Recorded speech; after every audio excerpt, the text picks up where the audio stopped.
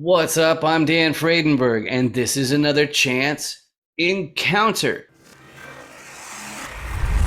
Hey, what's up? I'm Dan Fredenberg. I'm a commercial real estate guy. I'm from the internet.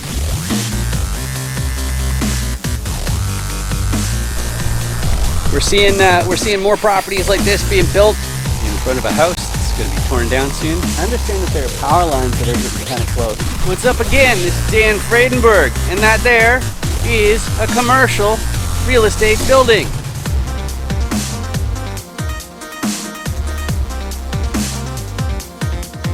I'm joined today with Stefan. How you doing today, Stefan? Good. How are you? I'm good. So is it Stefan or is it Stefan or Stefan. Stefan? Okay, and is Tsvetkov? Is that how did I do with Yep. that? Yeah, it's not bad. All right, cool. So that's great news. And by the way, Stefan, I've got my very favorite audience member here today. It's very exciting. Why is my favorite audience member here? Is because this is a chance encounter where I interview commercial real estate investors. Why do I do that? Well, we're all building teams in commercial real estate, and we need to find the people where there's good overlap. And then, of course, there's just the bonus that it's the law. You have to know people before you start sharing your private deals. That's part of 506B compliance. But before we get too excited on how we're going to do that, Stefan, can you please introduce yourself a little bit for the audience? Yeah. My name is Stefan. So I'm a financial engineer in my previous career and a real estate investor in the recent couple of years. I live in New York City, and I'm founder of a data analytics company called Realty Quant. All right, beautiful, good stuff. So the first thing that I go through, I normally go through the motivations first, but now I've got an extra question to start us off here, and boom, there it is. Fill in this blank. There are many popular investment asset classes, but I think blank is too risky. What do you got for that one? What comes to mind? Stocks right now. Stocks right now, yeah, they're not great. They've been going down a lot. It is so. Is there something you can put your finger on as far as why stocks seem risky? Like any particular Yeah, reasons? interest rates and I mean, some of that was resolved, but overvaluation in tech overvaluation, cryptos seem risky right now Right. today. Mhm. Right. Excellent. Good stuff. So let's go through the motivations next. The motivations, I like to go through these because I found that there are five distinct motivations that commercial investors have. And everybody knows, even if they're a newbie, unlike Stefan, they know why they're doing it, but they might not know what they're going to do. So let's go through these. The first motivation I found is some people are eager to preserve their purchasing power. And what that means is they've got a certain amount of assets, a certain size nest egg, and especially if they're a family office, what's going on is they are using the cash flow from those assets to make ends meet.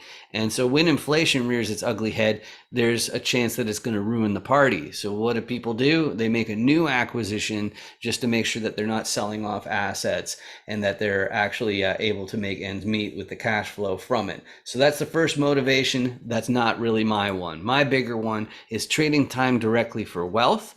And the reason for that is because I've got a background in tech, makes me a high earner. I have a CRM agency, which is for taking care of your list of clients in your business, your list of contacts, and then doing the marketing side and all that sort of fun stuff. But the problem with making money in the form of wage or salary is you're paying more tax than anybody else, and that's in the form of income tax. So I put on my thinking cap and I'm like, how can I pivot to make it where I'm doing the accumulation of wealth, but I'm skipping that intermediate step of doing a high salary to get income that way. But some people, that's not what they're up to. What they're really trying to do is they're trying to take control of their time. Maybe it means actual retirement. Maybe it means they just want to work fewer months per year or fewer weeks per month or fewer hours per week. But the taking control of their time is their main priority for this motivation. But the next two groups, they're not so concerned about taking back their time. The next group, for example, they're so ambitious they want to buy their entire hometown loan. They want skyscrapers, they want yachts, they want all that kind of stuff. They want to make sure that their great grandchildren never have to hold down a day job. They're just that level of ambitious. So they're going to be hustling all the way into their 90s, which is also true of the last group, the last motivation, which is some people have chosen a sector of society, or maybe it's the environment, maybe it's animals, maybe they want to send people to Mars. But regardless, I like to say that they want to save the world. But if you're really going to make a big impact on society or whatever it is, you got to have that financial backing to really make that happen. So some people start acquiring commercial real estate for that exact purpose. So out of those 5 different motivations, Stefan, what really jumps out? What combination of those sounds most like you? Yeah, great question. I think the income tax one is a great one. And so you, as an entrepreneur in real estate space especially, but even other entrepreneur, you're pretty much equity optimizing, right? You no longer care. You don't need to save. Savings, the whole concept of saving disappears. There's no saving anymore because you straight make your equity right away. So that's like the big motivation. Now, once you're in this space, especially with the additional real estate tax benefits, you're not in that mode of constantly paying income tax, having to save to build up your net worth. You're sort of directly doing it. So that's for me the biggest motivation. Mm-hmm, mm-hmm. All right, great. So the next piece there, it's more for you in the audience than it is for my guest. What I do is I have the Dan Does Deals commercial roll die with the 6 main rolls, and I'll go through every single one because I want you to be able to effectively communicate on the subject of commercial real estate. And to do that, you can also go to dandoesdeals.com and you can download and print out your own copy of this die. And the purpose for that is so you can show your friends and family, and so you can really get confident that these are the 6 rolls. But let's go through these just so that it's totally clear. I'm going to start off with the repositioner because they're the ones who are starting the parties when you really think about it, because they're the acquisitions people. They're looking at a bunch of different properties and they're doing a bunch of paperwork. And what are they doing? Well, they have a fancy word for it. They underwrite the deal, okay? And that means they do the math, they do the arithmetic. They're dealing with sellers, so the first thing they need to know by underwriting and doing the math is this property actually making the amount of money that the seller is saying it is? And then the next thing they do once they figure that out is they're saying, how can I reposition it? In other words, how can I change it, make changes to the property, either how it's run or its physical properties, so that we can make more money from this property than it is right now? And the repositioner really has 3 different tools in their tool belt to make that happen. The easiest one is for more advantageous lending. So they go to different financiers, banks, all that kind of stuff. They get a better deal on the loan if possible. But the more obvious ways, the ways that are more understandable, are operations is the first one. You start cutting those costs, so you stop those Benjamins from going down the toilet. But of course, there's more than just unclogging toilets as part of operations, mowing lawns, taking out trash. There's also a marketing component, which is one of my fortes, and also from the digital side, all the automation that comes from it. And the reason why you need the marketing part is because you need to make sure that the vacancy rate stays low, and there's a lot more to that than a lot of people think. But real estate is hot, so operations probably isn't enough to really cut it. So the repositioner will also get a contractor team. They get the contractor team to do a value add, or in other words, renovate the property, make it nicer so they can charge more in rent. And the problem with being a repositioner who is remote based like me, I'm from the internet, is that you need somebody to keep track of them. So you're going to need a local. You're going to need some boots on the ground who can be there in an hour or two, because that's not going to be me. That person is the accountability piece to make sure that the contractors aren't cutting corners and that the operators are doing all their jobs. And if you look at these 4 people, they sound like those are the owners, but of course the financiers are also much more directly involved than a lot of people would imagine. After all, the repositioner is turning around to the financier and saying, hey, I want to buy this property. It's worth tens of millions of dollars. Do you happen to have, say, tens of millions of dollars you can lend me for this? And the financier will be like, okay, so here's the team, here's the deal. Okay, that's all cool. But they're going to want to know one thing that I haven't mentioned yet, and that is, who is the KP? And some coaches and whatnot, they'll kind of gloss over this piece of the puzzle. And this is what it's all about. If you want to be eligible for a loan, you have to have somebody in the fold who already owns a similar asset. Even if you're Elon Musk or Jeff Bezos or whoever else, you have to have somebody in the fold to be eligible for the loan who owns a similar asset. You also need a certain amount of liquidity. You also need a balance sheet between the GP team of at least the amount of the loan. But if you have all those pieces, you've got yourself a commercial real estate deal. So, Stefan, as far as your core competencies and what you are most likely to contribute to your next deal, what is it that you're up to? Yeah, so acquisitions, so I guess the repositioner piece, I suppose, there. So really, the investment, purchasing the asset, operating the asset, really acquisitions. All right, beautiful, beautiful. So my next question then is what sort of properties you're really looking for? And when commercial investors are asking that question, they might say, "Hey, what's your buy box? What's your ideal property?" And what they're asking for, it's really three things. The first thing is the geography. Okay, they say location, location, location. That really has more to do with traffic. But what we mean when we're saying geography, I'm talking to people all across America, so I'm going to need to know the states. I'm going to need to know the county. I might even need to know the neighborhood, or at least you do in the audience. You're going to need to know that if you're going to be building a team with my guest. So the geography is the first thing. The second thing, we're talking about multifamily, and multifamily has one thing in common with mobile home parks, self-storage, and retail, which is the unit count. Okay, the unit counts will tell you how big the deal is actually going to be. If you're talking about other forms of commercial like industrial or warehousing, then you're going to be talking about square footage. But the unit count is what we're definitely going to need to know. And then the third thing is called class. And unfortunately, they use the same word for two different things. The first is the condition of the building. How old and beat up is it? Or is it brand new and immaculate? Okay, that's what one version of class means.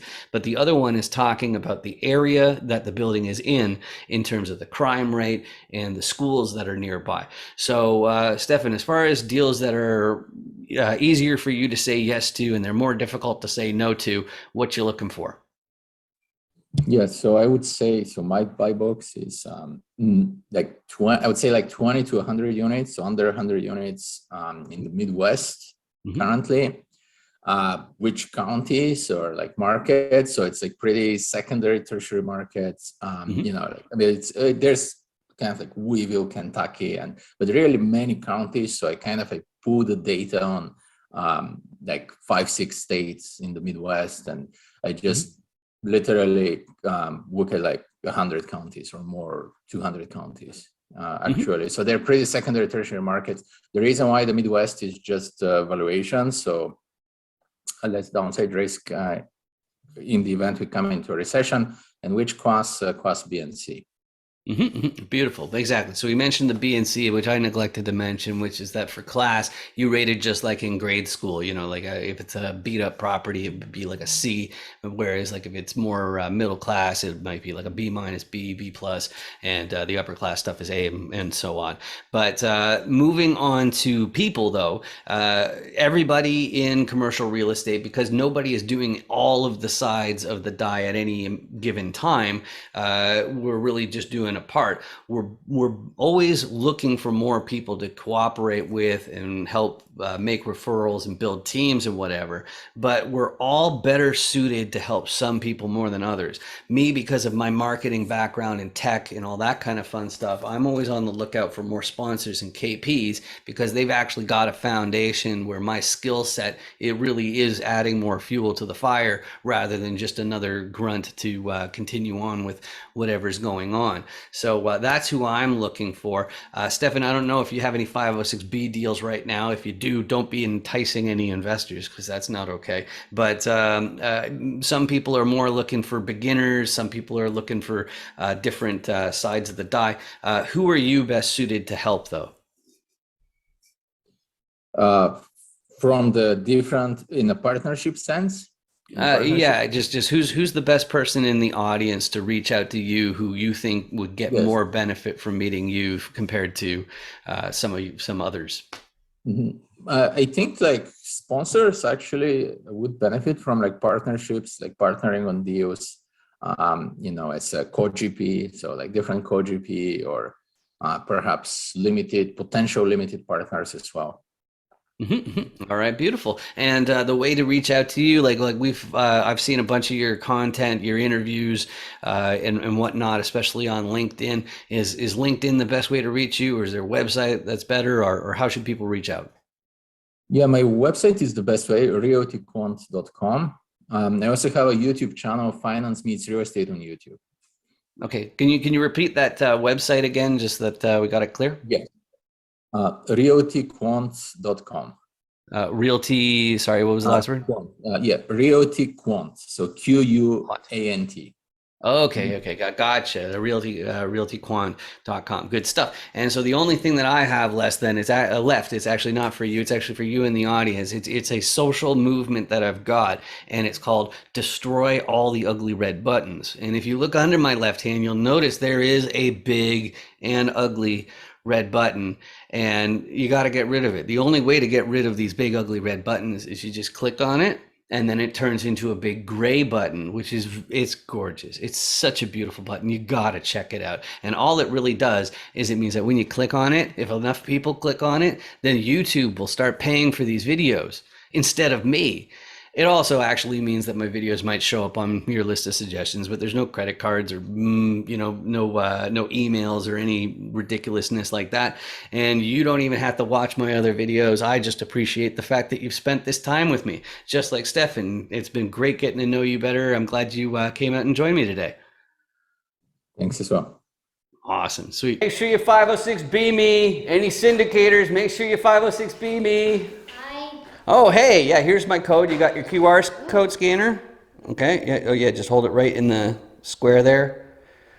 Okay, cool. And now you hit open in browser. Okay. Okay, are you already logged into 506BME? Yes. Yeah, okay, cool. Yeah, so there's my video. So now I'm already on your watch list. So when you get back to your hotel, you can find out what my core competencies are and my level of sophistication. Sound good? Yeah. I love your hat. Real estate's a scam. That's really funny. Yeah. Nice meeting you. You too. 506B me, everybody.